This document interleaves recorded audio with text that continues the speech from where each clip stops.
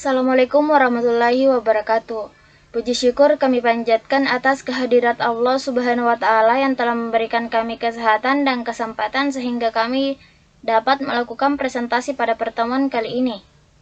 Perkenalkan, kami dari kelompok 1 ingin membawakan materi tentang konsep dasar teknologi informasi, informatika sosial, hak kekayaan intelektual, dan etika digital. Untuk sebelumnya, perkenankan saya untuk memperkenalkan anggota kelompok saya terlebih dahulu. Yang pertama yaitu Saripah, yang kedua yaitu Hildayanti Idrus, saya sendiri, yang ketiga yaitu Reni Supartini, dan yang keempat yaitu Rijal Adiatman Wahab. Adapun pokok pembahasan yang akan kami bahas pada pertemuan kali ini, yang pertama yaitu konsep dasar teknologi informasi, yang kedua yaitu informatika sosial, dan yang ketiga yaitu hak kekayaan intelektual dan etika digital. Baiklah, untuk mempersingkat waktu, langsung saja kita persilahkan kepada pemateri yang pertama. Assalamualaikum warahmatullahi wabarakatuh. Perkenalkan, nama saya Hildayanti Idrus akan membahas materi yang pertama, yaitu konsep dasar teknologi. Teknologi secara harfiah berasal dari bahasa Latin, yaitu texerean, yang berarti menyusun atau membangun, sehingga istilah teknologi tidak harus terbatas pada penggunaan mesin, meskipun dalam arti sempit sering digunakan dalam kehidupan sehari-hari. Menurut Roger 1983, teknologi adalah suatu rancangan atau desain untuk alat bantu tindakan yang mengurangi kepastian dalam hubungan sebab akibat dalam mencapai suatu hasil yang diinginkan. Teknologi biasanya memiliki dua aspek. Yang pertama yaitu aspek hardware dan aspek software. Menurut Gary J. 1991, teknologi merupakan penerapan ilmu-ilmu perilaku dan alam serta pengetahuan lain secara bersistem dan menyistem untuk memecahkan masalah. Jadi, teknologi adalah suatu cara di mana kita menggunakan ilmu pengetahuan untuk memecahkan masalah tersebut. Yang kedua yaitu teknologi informasi. Informasi adalah fakta atau apapun yang digunakan sebagai input dalam menghasilkan informasi. Data merupakan bahan mentah yang merupakan input yang setelah diolah berubah bentuknya menjadi output yang disebut juga dengan informasi. Informasi adalah sejumlah data yang telah diolah melalui pengolahan data dalam rangka menguji tingkat kebenarannya dan ketercapaiannya sesuai dengan kebutuhan kita. Ada 3 hal yang perlu diperhatikan dalam informasi. Yang pertama yaitu informasi merupakan hasil dari pengolahan data. Yang kedua yaitu memberikan makna. Yang ketiga yaitu berguna dan bermanfaat. Sekian materi dari saya. Materi selanjutnya akan dilanjutkan oleh pemateri selanjutnya. Bismillahirrahmanirrahim. Di sini saya akan melanjutkan penjelasan dari teman saya. Yang saya jelaskan di sini yaitu teknologi komunikasi. Kata komunikasi berasal dari bahasa Latin, komunis, yang berarti membuat kebersamaan atau membangun kebersamaan antara 2 orang atau lebih.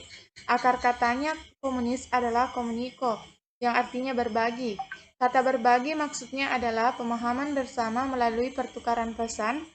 Teknologi komunikasi adalah perangkat-perangkat teknologi yang terdiri dari hardware, software, proses, dan sistem yang digunakan untuk membangun proses komunikasi yang bertujuan agar komunikasi berhasil. Selain itu, teknologi komunikasi adalah segala sesuatu yang berkaitan dengan penggunaan alat bantu untuk memproses dan mentransfer data dari perangkat yang satu ke lainnya. Selanjutnya yaitu informatika sosial.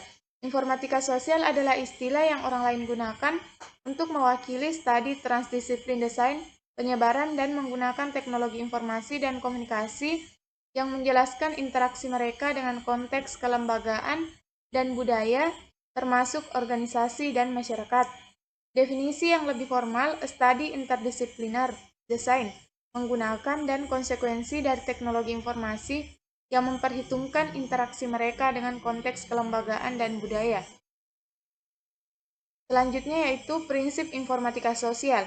Informatika sosial bekerja biasanya mencakup berbagai pendekatan pengumpulan data, skala besar canggih, analisis, dan konseptualisasi yang kompleks, kekakuan, kedalaman empiris, dan pluralitas teori dan metode membantu untuk mendefinisikan pekerjaan informatika sosial.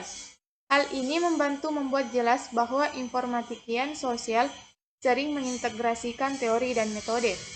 Selanjutnya, informatika sosial sarjana menantang diambil untuk diberikan asumsi tentang nilai materi TIK, tindakan masyarakat terhadap kedua komputasi dan sosial dunia di mana mereka tinggal, dan sifat pengaturan antara unsur-unsur termasuk tersebut.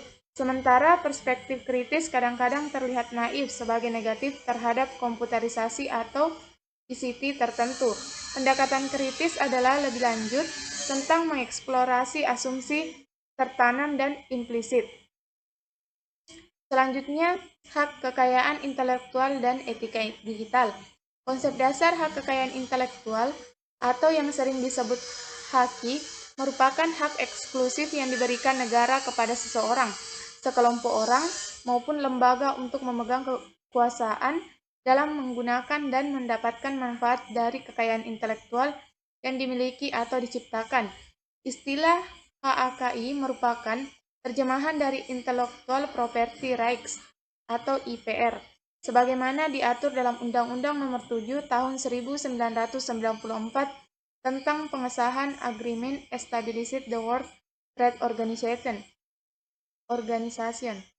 Pengertian Intellectual Property Rights sendiri adalah pemahaman mengenai hak atas kekayaan yang timbul dari kemampuan intelektual manusia, yang mempunyai hubungan dengan hak seseorang secara pribadi, yaitu hak asasi manusia atau human right.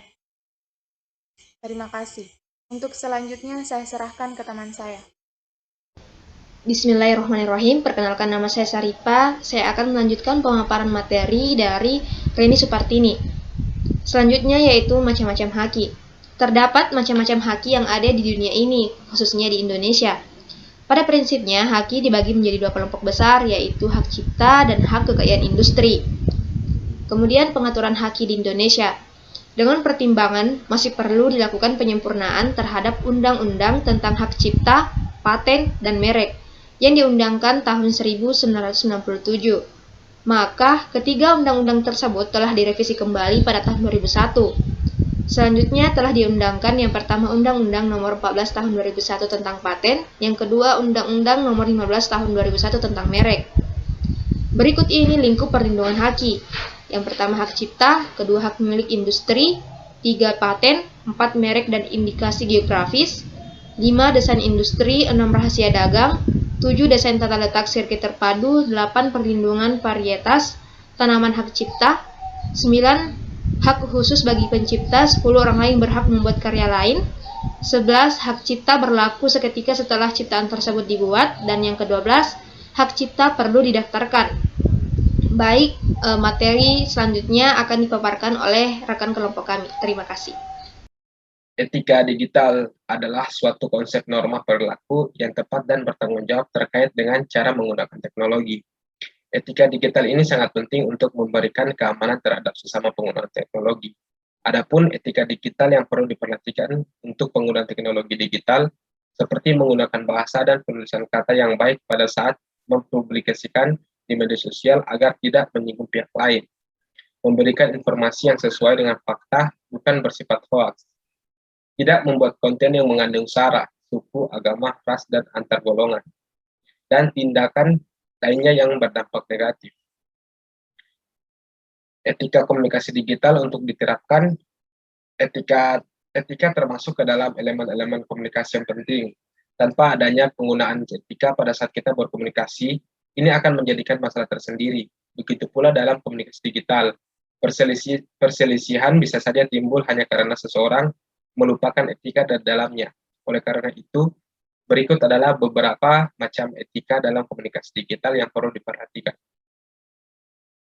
Yang pertama itu, selalu ingat tulisan adalah perwakilan dari kita. Yang kedua, yang diajak berkomunikasi adalah manusia.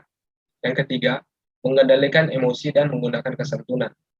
Yang keempat, menggunakan tulisan dan bahasa yang jelas, dan menghargai privasi orang lain. Yang kelima, menyadari posisi kita serta tidak memancing perselisihan. Sekian dari presentasi kelompok kami, lebih dan kurangnya mohon dimaafkan. Wassalamualaikum warahmatullahi wabarakatuh.